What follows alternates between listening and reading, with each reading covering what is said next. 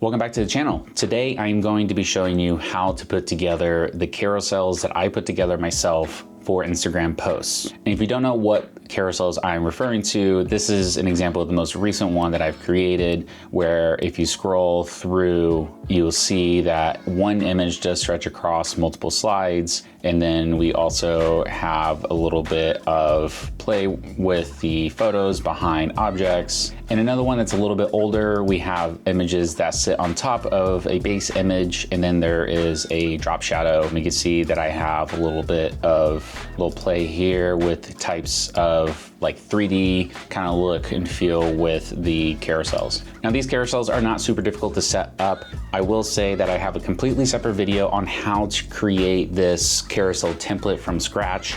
I will link it above, and I'll also link it in the description below if you want to go watch that. It is an older tutorial that I've created, but it is still the exact same way that you can create this same template. If you're not very proficient in Photoshop, you can always go to the other link in my bio where I have the template set up for you for free. All you have to do is download it, drag and drop images into it as you see fit, and that's it. It's just kind of like plug and play for you. But in this video, I'm going to be showing you how to set up your images in Photoshop step by step and get the different effects where you have one image stretch across multiple slides, and you also have images on top of other ones and all the 3D effect kind of stuff that I do.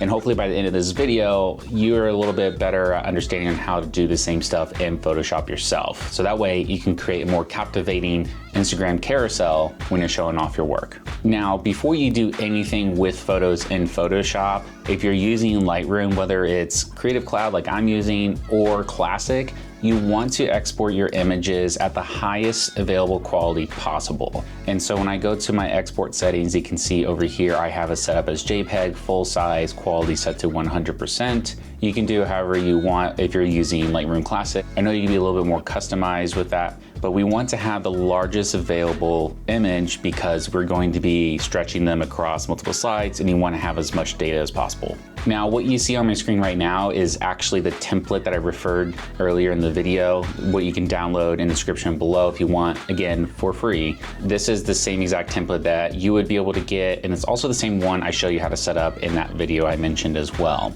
So I just literally use the same template over and over again. I just like copy and paste the file into whatever project folder I'm working in. And you'll also see that I have like text on here. This is just a call to action that I have for my own digital products. I do sell my presets for photography, specifically for card photography. So if that's something that you want to check out as well, it will be linked in the description below. You do not have to do stuff like this. If you want to add text into your carousel, it's the exact same steps that we're taking in order to do the photos. And what I'm going to start off doing first, because I have a call to action, I do like to have a side-by-side of a before and after for photo. But the way I do it is I cut the image in half. So half of it is the unedited version and the other half is the edited version. So I'm going to drag and drop these into my Photoshop carousel. You can see that I just added both of them in there. They're right on top of one another, which is exactly how I want them to land. So I'm going to select both of those and move them over to the second slide. Now you'll see that they fit perfectly in the slide itself. The way that the template is set up is for the dimensions of Instagram. Again, that video is going to be very critical if you want to learn how to do it yourself when it comes to creating this. But when I crop my images, I do 4:5 for portrait and I do 5:4 for landscape. That's just default. You don't have to do it this way if you don't want to. You can obviously shrink and expand your images as you see fit, but just to save me some time, I cut it to those dimensions so that way it just kind of drag and drops. And I do have a group set up so I can separate these images. It's a little bit easier to keep track of. And what I'm gonna do is the top image is the one that is the after. So what I wanna do is crop the other half of it so you can see the image underneath it, which is the before. So I'll use this square select tool and I will make it go up against the turquoise lines. Those are the cut guides. So this is where you're gonna have your images going across multiple slides, or this is how you know it's gonna be in one slide. And when I go to select it, 539 or 540 pixels is the halfway point. You'll see the magenta lines or pink lines, whatever they are, pop up. Those are your snap guides. So we'll go ahead and leave that there, and we'll click this mask button. Whoops, I actually want to reverse that. Then we're gonna hit the mask button. Typically it's the before image that sits on top, not the after. So I just had to make sure I swap that around. So now when we scroll in, you can see that there's that line between the two.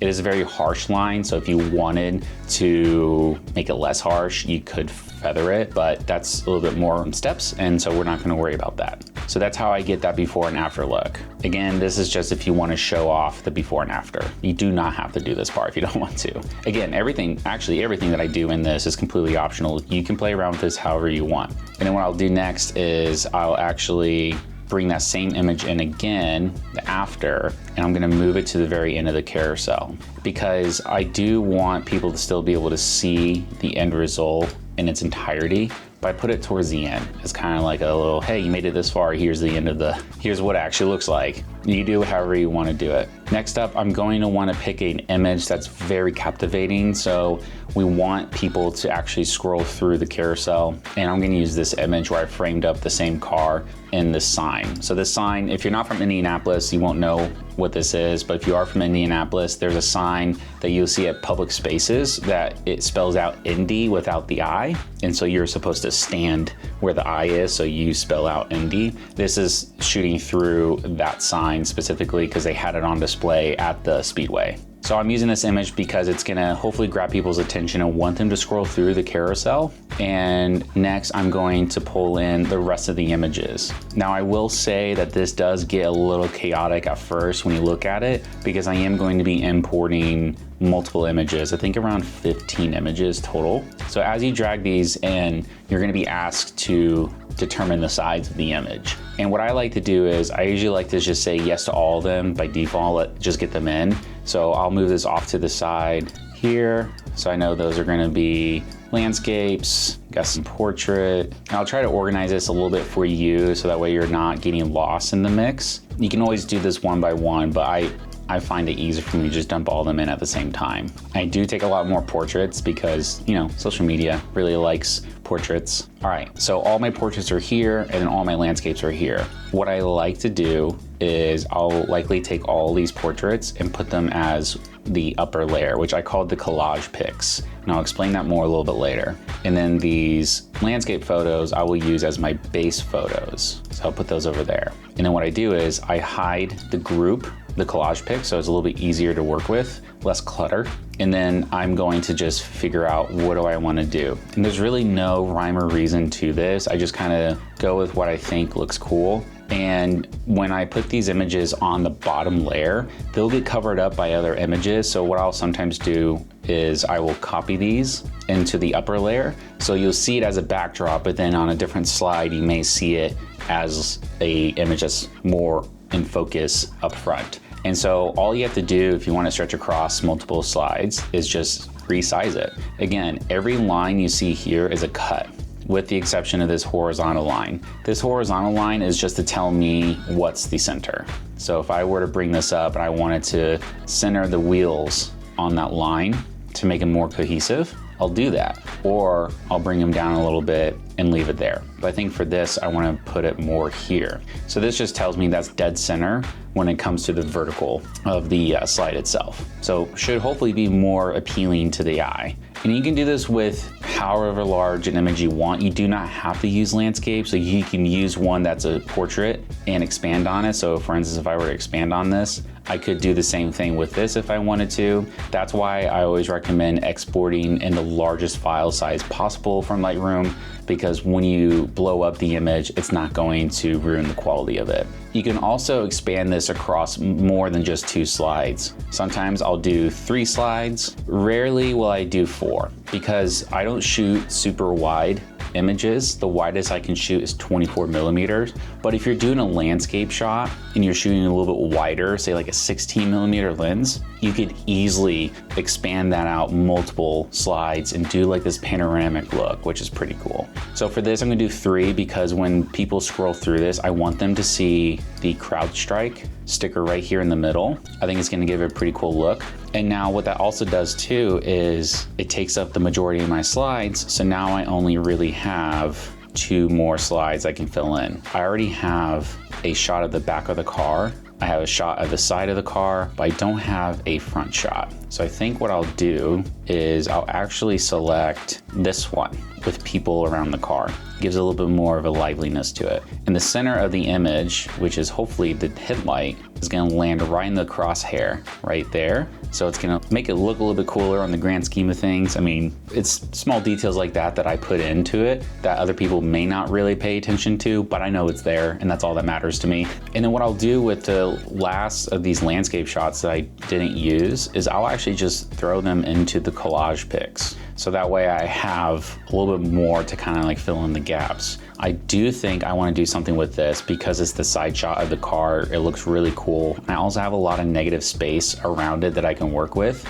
So I can do a 3D effect. I'll move it into a separate group so I can keep things organized. And then I'll do Command J. I'm on Mac, by the way. I'll select the subject. Adobe's all right when it comes to selecting the subject, but I always like to double check and make sure that we have the little marching ants going around the car, and there is another car behind it. So it's okay if I capture that car as well. It's not necessarily a bad thing. Okay, that looks good. We're gonna go ahead and mask it.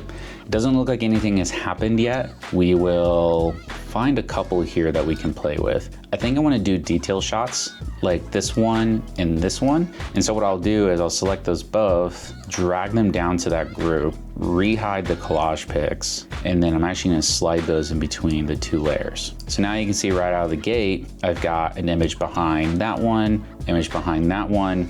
Looks tacky, but that's okay, because that's not where it's staying. I have a pretty determined size of image that I do when it comes to the collage pics. It's based off percentage. So in the top left-hand corner, when you click on an image and hit Command T, it's gonna pull up the resizing tool that we saw earlier when we imported images. The height is at 18.49% and it's locked. So it's the same on height and width. I'm gonna change that to 10.75. That is the standard size I use for these images. I'm gonna just do that for both of them, 10.75, and it brings them down to a little bit more manageable of a size here. So what I like to do is see if this is actually gonna work, because sometimes it doesn't work. And I'll explain why it wouldn't work in this case, but let's say I wanna put this image here to show off the detail shot of the front of the car. And then I want to put this here at the back of the car. It looks pretty cool. If you want to get more technical, you can soften the edges of these images so they kind of blend in better. But what I don't like to do with cars is have the image bleed out from the bottom. And the reason why I don't like that is because it makes it very clear that this is separate from the rest of the image. So I'd like to try and keep those images at the top of the car itself. Now, if this car was further down, there wasn't all this negative space in the front, then I would have an easier time and the images wouldn't be cropped up top. But you could do something like this, and you can position however it is that you want and just give this really cool like 3D effect. And then I want to have this CrowdStrike sticker framed around the edge of this. So it kind of like disappears behind it just a little bit, but you know it's still there. And it just gives this really cool effect. Additionally, sometimes I will do a drop shadow on the cropped out area. So it doesn't do a whole lot if you don't pay attention, but it gives a very subtle black shadow around the object itself. The only time this gets kind of tricky is if your selection is not very clean, like mine is, because I just use the generic marching ants, and the lines are gonna be really rough and stuff like that. What you can do is you can feather it a little bit if you want on your selection, and then you can do the drop shadow effect here. So it makes it a little bit softer around the edges. And again, that just kind of adds into the 3D effect. So that's all optional. I think for this, I'm gonna leave it for now because I do kind of like it. And then I'm going to put drop shadows on these. And in my template, I have an old photo, this one, which is actually from the same event last year. So this is my template for the drop shadow effect that I use on all of my images. And all I do is I copy the layer style, select the images I want it to be on, right click, paste. So this will give a drop shadow to those. You don't have to do it this way. This is very clunky of a way to do it in these files whenever you do these effects. But here are all the settings. You can have it select as default. So I can literally say make default, and then I can reset back to default if I were to change it later. You can set up a template. You don't have to do it the way I do it. That's just how I do it, and I don't see a problem with it. So I just continue it. Now that we've got that out of the way, that's just an example. This isn't probably the best example possible, but this is definitely one I like to do. Now moving on to the next step, I'm not gonna do anything else like that with these other images. So I'm actually gonna select my base images group, which is all these. I'm gonna lock it. The reason why I lock it is because I'm going to be clicking and dragging a lot of photos around on the screen, and the last thing I want to have happen is me accidentally select one of those lower images and move it. Sometimes it gets really tedious, and so you just want to kind of like be sure that you're locking things in place once you know that you're done with them. And as I mentioned earlier, I'm going to resize my carousel images or my collage images to the same size. And the reason why I do this is because I want to fit 2 at minimum on every single slide. So I'm gonna go ahead and just do the Command T option and paste in my sizing that I want. Now for landscape photos, I do 12%, because usually landscape photos, I just put right in the middle of the slide. I don't do more than 2. I can do more than 2 with that same sizing if I wanted to. Like I could resize it to 10.75 and then slip 2 of them on the same slide if I want to, but typically I do 1 on each slide. But it all depends on how many photos I have, which I have a lot here, so I may not end up doing that. Now from here, I'm just gonna roughly place images throughout the carousel, and I want to see how everything fits. And so again, I like to try and do 2 per slide. So roughly, I think we're achieving that, with the exception of this one right here. So what we'll do then is we'll set these other ones in place. So I'm gonna do it like here. And what's great is once you set an image up like this, see how it says 103 pixels from the left side? That can be your like starting point, and then I like to overlap the images halfway. And if you have this setting turned on, which is like the snap guide or something like that on Photoshop, I think it's on by default, but don't quote me on that, you will see when it's overlapping by half. And then I'll bring this down and I'll have a small distance from the bottom of the entire slide. I'll try to replicate that same up here, and it'll kind of help you position it. It's not going to be perfect all the time, but as long as you get some sort of even look to it, I think it's okay. And it also does depend on how you crop your images. So all my images that I cropped to 4:5 aren't exactly 4:5 compared to the other ones, because if I reposition the image or if I tilt it because it wasn't perfectly level, it's going to become a smaller image. So a great example is this. You hold these 2 images side by side, line it up at the bottom here, but up top, there's a gap. They are by definition the same size when it comes to percentage, but when it comes to cropping, they're not the same size, because when I cropped this one, I adjusted it as far as its level. So it's actually technically smaller. Is it a big deal? No, but that's just something to watch out for. If you're very nitpicky about that, all you have to do is put one over the other, it doesn't matter how you do it, and resize it. And it will snap to the size of what's underneath it. So you can make it the exact same size if you want to, move it over, and then boom, that's it. That's all you needed. So I'll go ahead and continue doing this down the line, and then we'll look at the very end where we're gonna have to make some adjustments. Now here on the end, because we do have one portrait photo by itself, I'm going to resize it to 12. The size 12 versus 10.75 is completely personal preference. You do whatever size works best for you. You may not crop your images the same way that I do. You may not want to do the same exact stuff that I do. This is just my personal preference. So if you want to replicate it exactly how I'm doing it, 4:5 or 5:4, 10.75 or 12. Those are pretty much the 4 numbers that you need to remember when it comes to size, cropping, all that fun stuff. Now, once we have it set up as a 12, I want to make sure it's as centered as possible on this slide. Now, what I could have done is I could have created another vertical guide here to show me what dead center looks like. I haven't done that yet. That's completely up to you. but I'm gonna just go based off my gut. And also you can see the 204 pixels populated on both sides. So this is telling me that it's 204 pixels away from the left guide and then 204 pixels away from the right image. Not even the guide, but the image, which is kind of a flaw in my personal opinion when it comes to the software. I think it should be based off of the turquoise lines, not other images around it. So I'm gonna try and move those off to the side a little bit so it's not influencing it. So 176, maybe that is still dead center. We'll go with it, and then we'll just make sure it's where we want it to be. Now for these, I am gonna resize them to 1075 because I want them to fit in these individual sections of the slide. And then you have a little bit of a gap here. Make sure they're centered, and there we go. So earlier we did copy this layer style and pasted it to these two images. We're gonna do the same thing to all of these. And the reason why I group everything together is because I can select and paste the same layer style on all of them at once. That's why I like to group them. Easier to organize and easier to apply effects like that. You also notice too that I make this sort of shape along the way. So it goes top left, down right, bottom left, top right. It's like this little snake that kind of goes through it. And the reason why I do that is because if you were to just be looking at one slide, I want your eyes to be guided from left to right, but go in such a way where you're scanning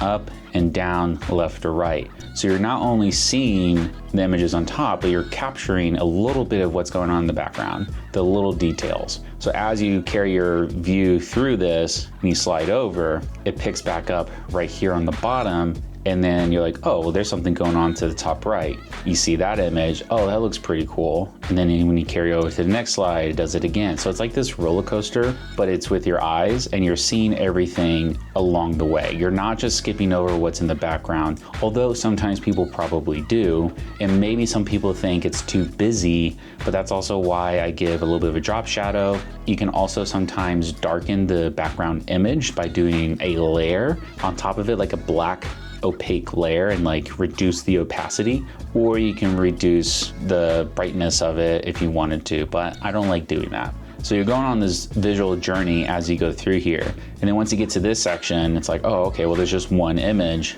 but then let's see what's next, because this in the background is overlapping to the next slide. So I want to see what's going on. And then you see this. So when it comes to carousels being engaging and people swiping all the way through, is how do you carry their attention from slide 1 to slide 10 or slide 20? I can do up to 20 slides. I stick to 10 just because, but how are you gonna keep their attention along the way? So the way that I set up my images, where you kind of go on this roller coaster, you can do that. Or in those same images, you can have them overlap. And what I mean by that is you can have an image like this, where you see just a little bit of it peek over onto this other slide, and then somebody catches that and is like, oh, there's more. And then they can swipe over and see more. You can do it that way. I have done it that way. I personally don't like it because I want you to see the full image in the slide. The only exception is obviously the base images where they're being stretched across multiple slides. That's the only exception. But when it comes to these, I'm highlighting these images on purpose, so I don't want them to be cut off like this. You can do that though. And again, it just depends on what it is that you're shooting. I've seen people who do landscape photography where they stretch it across multiple slides like that, and they just have like a little sliver on one slide, and then the next one has the rest of the image. And that just kind of gives it a little bit of a vibe to it, a feel to it. Really, you can do whatever it is that you want to do. This is just my personal preference. And these carousels end up doing pretty well when it comes to capturing people's attention and getting the likes, the comments, the shares. All those things are important when it comes to social media. And I have received a ton of questions over the last 2 years of how I do this. There are applications out there that you can use that does this for you. The only one that I know of that comes to mind that I've never personally used is Scroll. It's SCRL. And that's an application that you can get. I don't know if it's free or not, but that does the same thing that this does. So if you're not super proficient at Photoshop, that's completely fine. You don't have to use it. There are alternatives out there. If you do have an Adobe subscription, like Creative Cloud subscription, you also have Adobe Express, which you can set it up the exact same way, where you can do multiple slides of images and you just drag and drop. It's much more user-friendly if you are a beginner. You also have websites like Canva, which Canva is free. So you can set it up to where you can make carousels like this and you can apply your own effects and stuff like that. Or if you want to apply text, Canva is a very nice free tool to use, and they have a paid option if you ever want to pay for it. Those are applications I would use instead of Photoshop if I were brand new, or maybe I don't want to pay for Photoshop because it is expensive, or maybe I don't want to take the time to learn Photoshop because I'm just too busy. There's multiple reasons why you wouldn't want to use Photoshop. If you do want to use Photoshop, but you want to use the template at first to get comfortable with it, check the description below. I will have the resource linked for you for free. Just go download it, use it, and let me know if it's helped you or not. And if you want to see that video on how I make it from scratch so you don't have to use a template and you can just learn a new skill, I did create that video a while back. It is still current, it is still recommended to go watch, so I would go watch that after this video. Okay, now that we've gotten the carousel to where we want it to be, I'm gonna go export it. When you go export this carousel, you have to go to File, Export, Save for Web. And the reason why you do this is because we have to cut it up as we export this. So all those images are gonna be separate. And on here, I have my preset set up. I have a JPEG, maximum quality for compression, quality is at 100, and then the rest of the stuff down here, we can leave it alone. And then you don't hit done, you hit save. Once you hit save, you're gonna wanna save it to the location where you're gonna go move it around, post it, whatever. So we'll hit save. It's gonna do a little bit of thinking, and then that's it. Now I've moved the images over to my phone, and I'm gonna show you what it looks like on the phone itself. And you can see that as I scroll through here, it's showing up as individual images. And this is where I like to do a little bit of spot check, make sure that they're aligned the way I want them to be. And sometimes I'll get a little white line like I see here along the edge, which that's just me not sizing it right. So it's just missing 1 pixel. I typically don't like that, so I'll go and fix it myself, but you don't have to stick around for that part, okay? And that's exactly how I make my carousels for my car photography. If you found this video useful, please drop a like down below. Comment, let me know if this has been helpful for you. And if you want to see more tips and tricks and things that I do, feel free to drop a subscribe down below. I am on the goal of 25,000 subscribers this year and becoming monetized on YouTube. So any support that you give me is extremely appreciated. Again, do not forget about the free resources that I have for you in the description below. Thank you so much, and I will see you next time.